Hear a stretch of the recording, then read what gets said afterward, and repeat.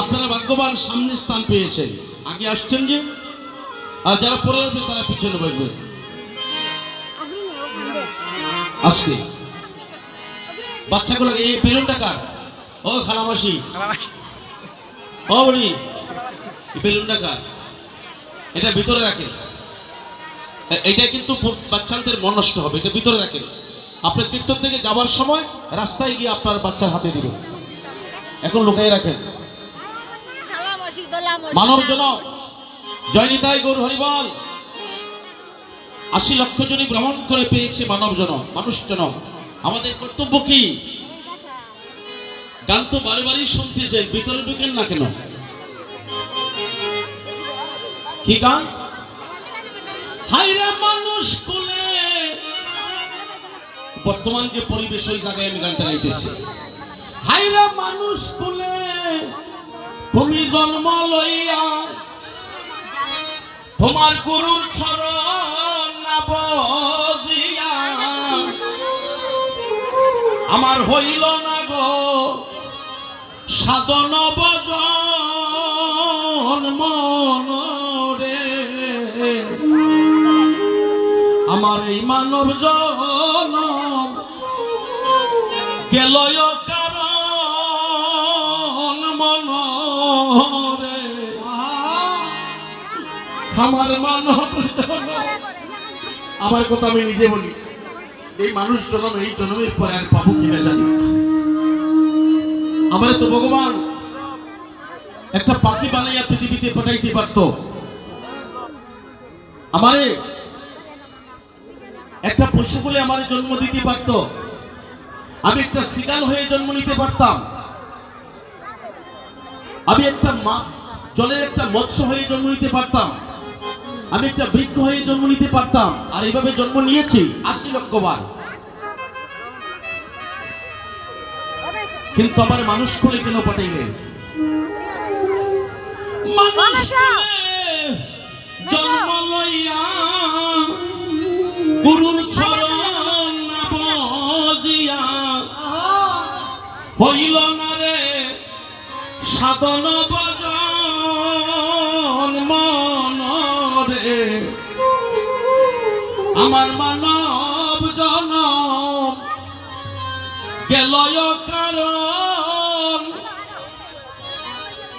হায়রে প্রহ্লাদের, ভক্তের কথা শুনুন, হায়রে প্রহ্লাদের ভক্ত ছিল, তারে অগ্নিকুণ্ডে ফেলে দিল, নাম স্মরণে বাঁচাইল জীবন, ও তার হস্তপদ বন্দন করিয়া, ও তার হস্তপদ বন্দন করে, তারে ফেলিল গো হিংসাগরে, দয়াল গুরু এসে তার বাঁচাইল জীবন। দেখেন গুরু কি করতে পারে। তার বাবা বলছে, আমার ছেলে যদি হরিনাম নেয় বাদিয়া আগুনে ফেলে দাও। খুব মন দিয়ে শুনবেন মায়েরা, হরিনামের কত গুণ। তারা আগুনে ফেলে দিয়েছে, ব্রহ্মা তাকে কোলে নিয়ে বসে আছে, আগুনে পুরলো না। বলছে সারা যখন আগুনে পুরলো না, এখন হাত পা বন্দি করো। হাত পা বন্দি করে গহীন সাগরে ফেলে দিয়েছে, সাগরের মধ্যে ফেলে চলে আসছে। একদিকে ফেলেছে সাগরে, আমার দয়াল গুরু সে সাগর থেকে তারে রক্ষা করে দিয়েছে। হরিবল হরিবল।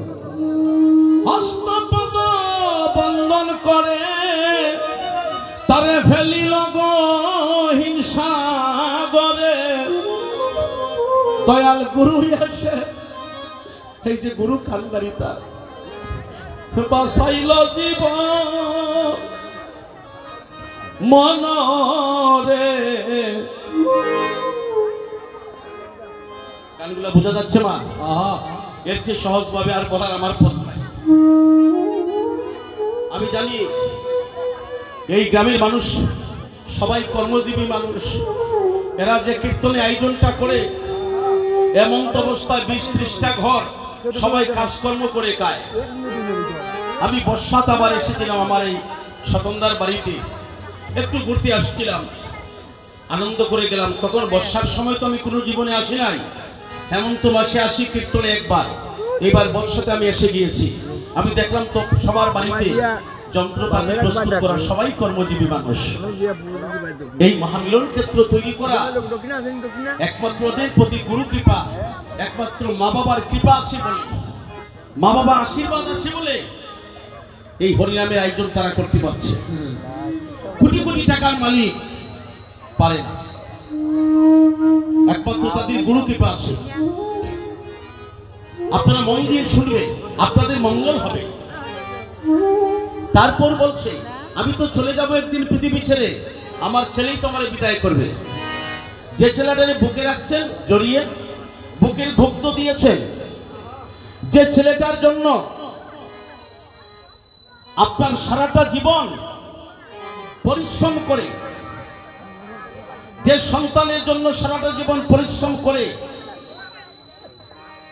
আপনি বাসস্থান নির্মাণ করলেন, ওই ছেলে তোমার গায়ের দামি পোশাকটা খুলিয়া, আমার দাদা চাকরি করে বা একটু ভালো কথা, কার জন্য করছে? সন্তানের জন্য, স্ত্রীর জন্য, এই সংসারের জন্য। কিন্তু এই সংসারে মানুষ একদিন তাকে এই গায়ের পোশাকটা খুলিয়া একটা সাদা মার্কিন পরিয়ে, কি বাবা, একটা সাদা মার্কিন পরিয়ে একটু সময় কান্দাকাটি করে তারে চিরজন্মের মতো বিদায় দিয়ে শ্মশান ঘাটে শুয়ে আসবে। সেই দিন আমাদের কি গতি হবে? তাই বলেছে পরের পদে, আহায় তোমরা গুরুর মতে মনকে গড়ো, ওরে শয়তানি বাধ্য করো, তোমরা জেনে করো পথের আয়োজন মনরে। হায়রে গুরুর মতে মনকে গড়ো, শয়তানি বাধ্য করো, জেনে করো পথের আয়োজন মনরে। হায়রে গুরুতত্ত্ব তুমি না বুঝিয়া কেন মায়া জালে, কেন মায়া জালে রৌমজিয়া। আমার বলো শেষে তোমার কে হইবে আপন? ওই দিন যেদিন তোমার স্ত্রী, যেদিন তোমার পুত্র, যেদিন তোমার স্বামী, যেদিন তোমার আত্মীয় পরিজন সকলে মিলে ওই গায়ের অলঙ্কার গুলা খুলে, এই রঙিন কাপড়টা পোশাকটা খুলিয়া একটা সাদা কাপড় পরিয়ে যেদিন তোমার বিদায় দিবে, সেই দিন তোমার এই পৃথিবীতে আপন কি হবে?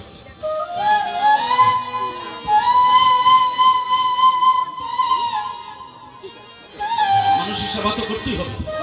অনেক রূপ ধারণ করে ভক্তরা আসবে, তাদেরকে সেবা দিতে হবে। আপনারা ওই দিকে তাকুন, আসতে সেই দিন আমার আপন কি হবে? ওরে শেষে তোমার কে হইবে আপন মনরে। এই মানব জীবন আমার গেল কারণ। তারপরে নাম শুনছে শাস্ত্রে লেখা।